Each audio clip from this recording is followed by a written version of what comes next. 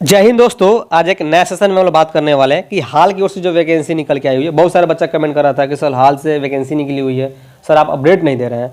देखो यार, मैं कॉन्ट्रेक्चुअल बेसिस से वैकेंसी जो भी निकलती है या फिर प्राइवेट निकलती है, मैं उस पर ध्यान नहीं देता हूँ। ठीक है, तो हाल से जो वैकेंसी निकली हुई है ये परमानेंटली नहीं है। मैं सबसे ज़रूरी बात मैं ये पहले ही बता देता हूँ ताकि बच्चा को टाइम बर्बाद ना हो। ठीक है, जैसे कि हाल हिंदुस्तान एरोनॉटिकल लिमिटेड की ओर से जो वैकेंसी निकल को आई हुई है, कोरापुट डिवीजन से जो वैकेंसी निकली हुई है, government of India enterprises, Bharat सरकार की कंपनी है।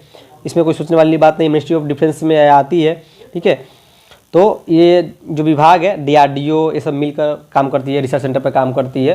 ठीक है, बड़ा बड़ा हवाई जहाज़ या फिर विमान ये सब चीज़ ये लोग बनाता है। अब हिंदुस्तान एरोनॉटिकल जो लिमिटेड है, यहाँ से जो वैकेंसी निकली हुई है, यहाँ पे साफ साफ लिखा गया है कि भैया ये जो वैकेंसी निकली हुई है कॉन्ट्रेक्चुअल बेसिस पे वैकेंसी निकली हुई है। यहाँ पे आप पढ़ सकते हो, engagement of personal and non executive यहाँ पर कैडर एट हॉल यहाँ पे Koraput divisions on tenure basis पे 4 ईयर के लिए वैकेंसी निकली हुई है। ओके, तो यहाँ पे देख लीजिए ITA वाले के लिए वैकेंसी निकली हुई है। अगर आप घर बैठे हैं या फिर एक्सपीरियंस चाहिए या फिर चाहते हैं कि कहीं अच्छा विभाग से काम मिल जाए, अच्छा विभाग से कहीं काम करें, तो आप लोगों के लिए बिग अपॉर्चुनिटी है। मैं ये साफ साफ बताऊंगा, इससे ज़्यादा कुछ नहीं बोलूँगा। टोटल सीट की संख्या देखोगे तो यहाँ पर सीट की संख्या कम नहीं है, 55 सीटें वैकेंसी आउट हुई है। तो देख लीजिए आप लोग, जैसे कि ऑपरेटर वेल्डरिंग के लिए। ठीक है, तो यहाँ पे NTC अगर आप ITI किए हैं, NCBT से किए हो तो NTC आप लोग को मिलेगा। वेल्डर गैस या फिर इलेक्ट्रिक ट्रेड से है तो आप एलिजिबल हो, या फिर NSC है, नेशनल अप्रेंटिस सर्टिफिकेट है, अप्रेंटिसशिप सर्टिफिकेट है, आप एलिजिबल हो। वेल्डिंग गैस ट्रेड से तो आप एलिजिबल। डायरेक्ट NSC सर्टिफिकेट है, 10th के बाद अगर NSC है, अप्रेंटिसशिप किए हो, लेकिन वेल्डिंग वेल्डिंग सब चीज़ काम जानते हो इसी में, तो आप एलिजिबल हो फॉर्म को फिलअप करने के लिए। ठीक है, उसके बाद से देखोगे सीट की संख्या देखोगे तो यहाँ पे 27 है। ठीक है, दूसरी बात देखोगे यहाँ पे ऑपरेटर या फिटिंग के लिए निकला हुआ है। ठीक है, तो NTC यहाँ पर भी वही बात है, टर्म एंड कंडीशन है कि या फिटर से किए हो, अप्रेंटिसशिप किए हो, या फिर NTC है, आप एलिजिबल हो फॉर्म को फिलअप करने के लिए। डायरेक्ट NSC है तो आप एलिजिबल हो फॉर्म को फिलअप करने के लिए विदाउट ITI। ठीक है, अगर 10th के बाद भी अगर आप अप्रेंटिसशिप किए हो, अगर आप काम किए हो, आप एलिजिबल हो फॉर्म को फिलअप करने के लिए। ठीक है, ट्रेड विदाउट ITI, इसी कहने का मतलब certificate in trade without ITI, इसका कहने का मतलब यही है। ठीक है, उसके बाद से टेक्नीशियन मैकेनिकल वाले के लिए डिप्लोमा किए हो, आप एलिजिबल हो फॉर्म को फिलअप करने के लिए। डिप्लोमा इन मैकेनिकल इंजीनियरिंग से 11 पोस्ट वैकेंसी आउट हुई है। फिर उसके बाद से इलेक्ट्रिकल वाले के लिए भी मौका दिया गया। यहाँ पे आप लोग को सीट की संख्या कितना है, 7 है। ठीक है, थोड़ा सा स्क्रॉल किए तब जाकर पता चला 7-11 का रेशियो रखा है डिप्लोमा वाले के लिए। तब 55 सीट टोटल आप लोग का है। तो जो भी स्टूडेंट फॉर्म को फिलअप करना चाहते हैं या फिर जाना चाहते हैं तो जाइए, कोई दिक्कत नहीं है। यहाँ पे एग्जाम नहीं होगा। ओके, यहाँ पे देख लीजिए वही चीज़ यहाँ पर भी दिया गया है, पोस्ट कोड है यहाँ पे, और कुछ नहीं दिया गया। तो यहाँ पे आप लोग देख सकते हैं, एक सर्विसमैन वाले के, टेक्नीशियन से सेक्रेटरी गार्ड वाले के लिए है। ओके, तो यहाँ पे आप लोग का टेक्नीशियंस इंजीनियरिंग से फिटर वाले के लिए है। उसके बाद से ESM टेक्नीशियन से इलेक्ट्रिकल से फिटर वाले के लिए है। 26-25 यहाँ पे रेशियो दी, मतलब कि 55 ये हो गया और ये आप लोग का 32 ये हो गया। ठीक है, तो सीट की संख्या बहुत ही ज़्यादा है। ठीक है, उसके बाद से आप लोग इलेक्ट्रिकल फिटर्स यहाँ पे पूरा दिया गया, इसको आप लोग एक बार डिटेल में पढ़ लीजिएगा। नीचे में आओगे तो आप लोग को PWD ये सब चीज़ बताया गया, PWD वाले के लिए क्या है हॉरिजॉन्टल क्वालिफिकेशन से। अब देखो यहाँ पे qualifications, candidate applying for the above mentioned post should processing the qualifications as the mentioned against its post. ठीक है, तो जो भी पोस्ट है 10th के बाद अगर आप ITI की हो, आप एलिजिबल हो फॉर्म को फिलअप करने के लिए, या फिर डिप्लोमा पर भरे हो तो 10th के बाद 12th की हो, 12th के बाद अगर डिप्लोमा की हो, आप एलिजिबल हो फॉर्म को फिलअप करने के लिए। कितना स्टूडेंट है कि 10th के बाद ही डिप्लोमा कर लेता है, तो वो भी एलिजिबल है फॉर्म को फिलअप करने के लिए।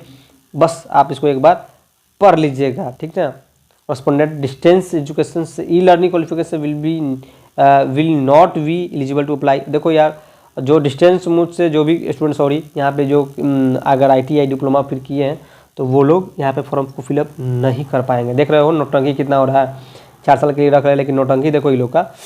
ठीक है, तो यहाँ पे ये सब चीज़ आप लोग को देख लीजिएगा, थोड़ा डिटेल में पढ़ लीजिएगा। एज लिमिट के बारे में बताया गया यहाँ पे 28 साल आप लोग का मैक्सिमम एज होना चाहिए, 18 मिनिमम, मैक्सिमम आप लोग का 28 है। लेकिन डिपेंड करता है आपका कैटेगरीज कि कौन सा कैटेगरीज आपका है, तो उसमें 3 साल 5 साल 10 साल का रेशियो आप लोग को छूट देखने को मिल जाएगा। उससे कुछ बात नहीं है। प्लेस ऑफ पोस्टिंग ये लोग कहीं भी भेज देंगे यार, नासिक हो गया, धनपुरा हो गया, अलग अलग जगह पर आप लोग का, ठीक ना, इन लोग का जोधपुर हो गया, ग्वालियर हो गया, बिलाड़ी हो गया, बहुत सारा जगह ये लोग का अपना संस्था है, ये लोग आप लोग को भेज सकते हैं। अब सैलरी की बात यहाँ पे किया जाए तो बेसिक पे आप लोग का स्टार्टिंग में आप लोग को 21,000, उसके बाद 22,000, 23,000 के यहाँ पे मिलेगा आप लोग को सैलरी।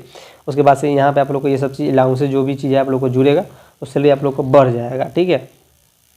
तो जो भी स्टूडेंट यहाँ पे फॉर्म को फिलअप करना चाहते हैं जरूर फॉर्म को फिलअप कीजिएगा। यहाँ पे देखो सिलेक्शन प्रोसेस समझो, selections on the candidate shall be done based on marks seconds in written test only in the order मतलब ऑर्डर ऑफ मेरिट, मतलब जो भी स्टूडेंट जो भी उनका शैक्षणिक योग्यता है, ठीक ना, जो भी ट्रेड से बिलोंग करते हैं उनका मार्क्स बनाया जाएगा, उसके बाद से आप लोग को मेरिट बना दिया जाएगा, ठीक है।